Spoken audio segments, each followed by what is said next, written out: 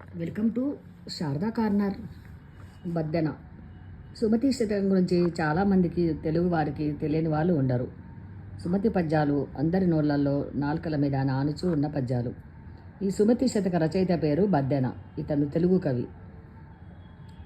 చిరకాలంగా తెలుగు ప్రజల నాలుకల మీద నానుచూ వారి అంతఃచేతనలో భాగంగా కరిగిపోయిన సుమతి శతకం పద్యాలను సరసము సరళము అయి సామాన్యులకు సైతం సూటిగా సులభంగా అర్థమయ్యే శైలిలో రాసిన గొప్ప పద్యకారుడు బద్దెన. 162 పద్యాలు గల మరో లఘుకృతి నీతిశాస్త్ర ముక్తావళి కూడా వీరు రచించారు. ఇతను కాకతీయ రాజ్యంలో ఒక చిన్న సామంత రాజు. 1560 ప్రాంతంలో జీవించి ఉంటారని భావిస్తాము.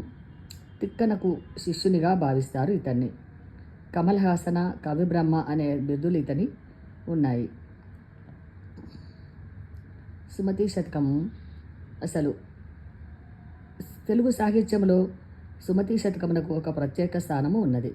బహుజన ప్రియమైన శతకాలలో సుమతి శతకం ఒకటి. సరళమైన చిన్న పద్యాలలో చెప్పబడిన నీతులు తెలుగువారి జీవితంలోనూ భాషలోనూ భాగాలైపోయాయి. అప్పిచ్చువాడు వైద్యుడు, తన కోపమే తన శత్రువు వంటి పద్యాలు తెలియని తెలుగువారు ఉండరు. ఈ శతకంలోని ఎన్నో పద్యభావాలను సామెతలు లేదా జాతీయములుగా పరిగణించవచ్చును. మరి ఆ బద్దెన పద్యాలను మనము రోజుకొకటి చొప్పున విందామా?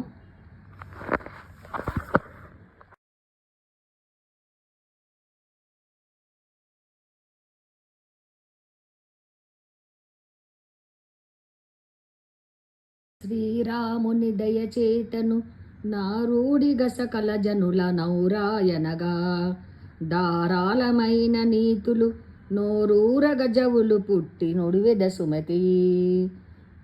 దీని భావము: మంచి బుద్ధి కలవాడా, శ్రీరాముని దయ వల్ల ప్రజలంతా మెచ్చుకునేలా అందరికీ హితమైన నీతులు చెప్పేదను వినుము అని. సుమతి అంటే మంచి బుద్ధి కలవాడా అని అర్థము. ఈ బద్దెన రచించిన పద్యాలన్నిటికీ మొత్తము సుమతి అని ఉంటుంది.